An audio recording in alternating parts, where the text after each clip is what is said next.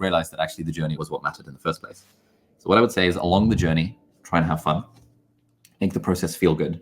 Don't neglect your health and your relationships, because those are more important things than financial freedom. But the journey to financial freedom, it's absolutely exhilarating. It's like playing a video game. Playing Horizon Forbidden West. It's like a video game. The goal is not to complete the game. The goal is to have fun along the way. Just like, Alan Watts says, the goal of a musical symphony is not the climax. The goal is to enjoy the symphony, to enjoy the time.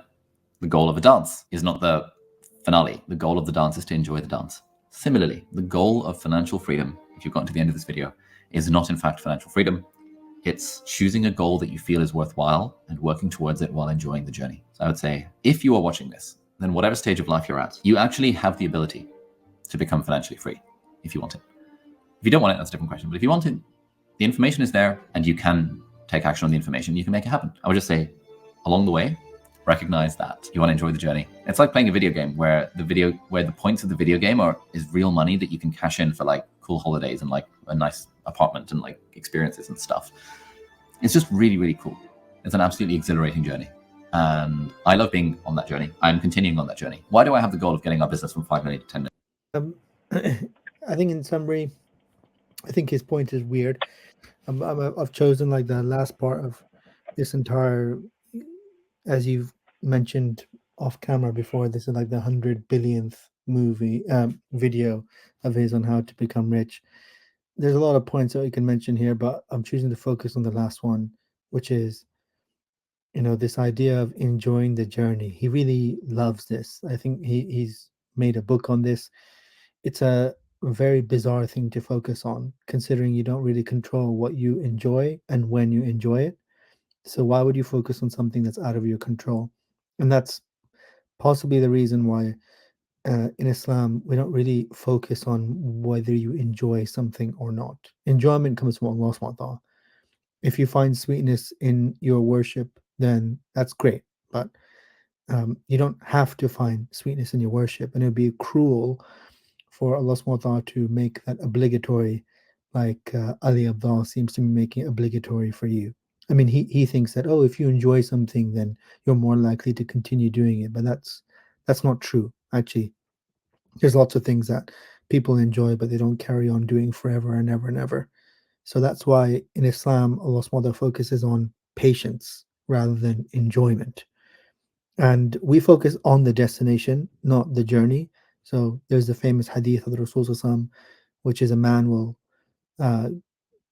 turn up on the day of judgment. And this is someone who basically had the worst of the worst life, so to speak, at least in the eyes of people like Ali Abdal. And this man would have been dragged on his face his entire life.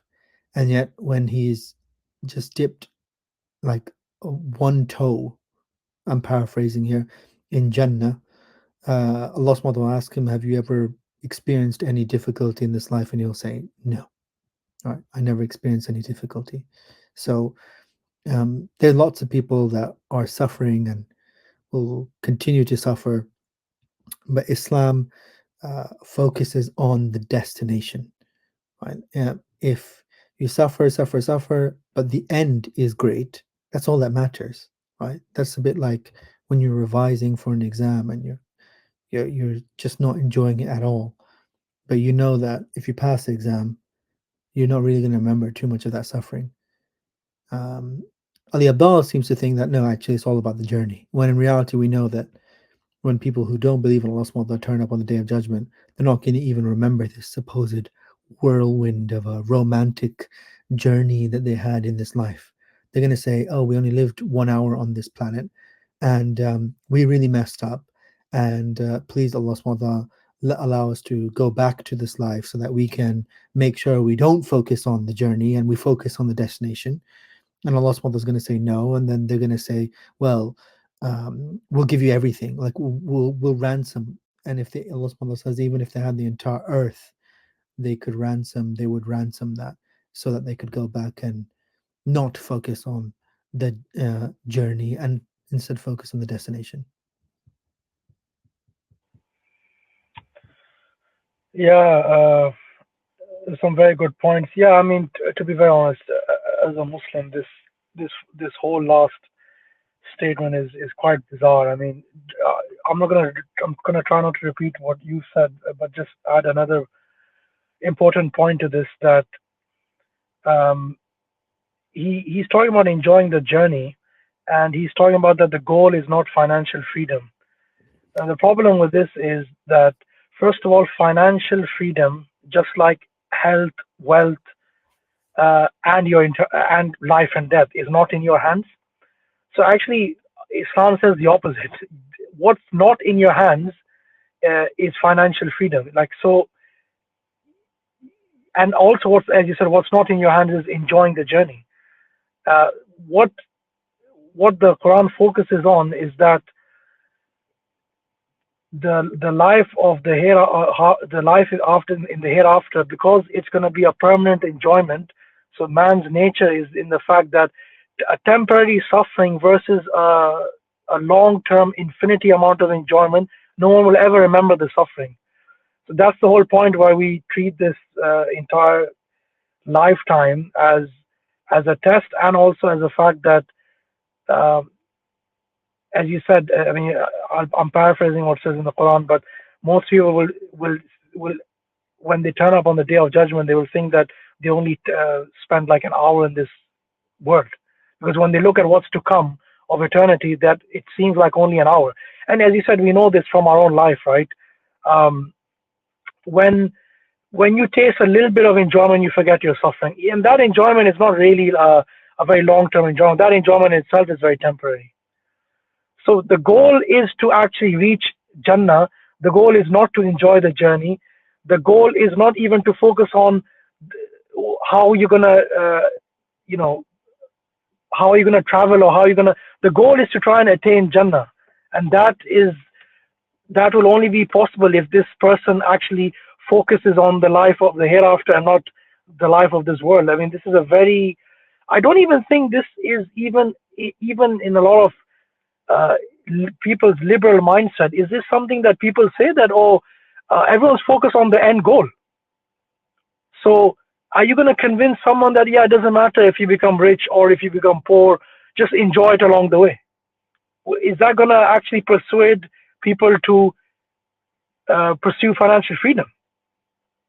I don't know. I'm asking you. Yeah, I mean, there's just so many problems with this video. Like, what does he mean by financial freedom? Like, sometimes I think there's a very, you know, I think people may misunderstand this. They may think, oh, so you want people to be poor? No, we don't want people to be poor. But sustenance or rizq in Arabic and Islam comes from Allah subhanahu wa ta'ala, right? Comes from God. God controls how much wealth you have. That's not to say you sit there and do nothing. The only reason you do stuff is because God commanded you to do stuff. You do stuff, but ultimately He decides how much money you will receive. I mean, Ali Abdal could have worked his backside off, right, in med school and after med school, and he could still be a YouTuber till this day with 2 subscribers. There's no reason. I mean, he Yeah, I may mean, and he's contradicting himself. He's saying if you really want, basically, this whole concept where these, these, what do you call it, motivational speakers, this is where they make you a fool. When they say, if you really want it, you'll get it. No, you won't. Yeah. If there's everyone millions of wants to be people out rich, there is everyone rich? No. Exactly. There are literally billions of people out there who are proof of this, right? They're. I'm not saying that there's not certain things that you can do to improve your chances, so to speak. There are rules within this world Allah subhanahu wa ta'ala has instituted, but fact is, you know, for him to kind of lay it out and say, well, if you want to be rich, you'll be rich, and if you don't want to be rich, then you won't be rich. It's like, it's not that simple, mate, right?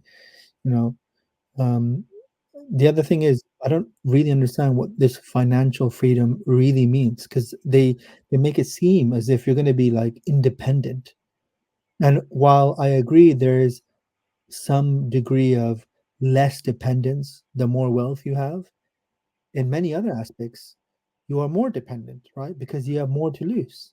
Well, I mean, to be honest, the question to really ask this guy or these type of people is, when you say you're not going to be dependent, are you going to be independent of God as well? Because sometimes I feel like the They're way not these going to people even be talk, they independent want of to this be world. independent. But forget about God. They're not going to even be independent of this world. I mean, can you show me someone who's actually financially free to do whatever they want? Or actually, are they only free to live a certain specific worldly lifestyle, right? Which involves, eating out and flashy cars Yeah, exactly. and just entertaining yourself until, until you just die, right? Is that freedom? Well, ask these kind of people, what does freedom look like to you? Because to me, your freedom is basically the movie Limitless. That's what you think freedom is. That's not Mm, freedom, right? mm, What's the difference between, someone who just drives around in flashy cars and dates all these supposedly good-looking people and whatever, and just eats out and can buy whatever they want? What's the difference between that kind of lifestyle and a Muslim lifestyle, right? Right? We're exactly. both bound to do certain things.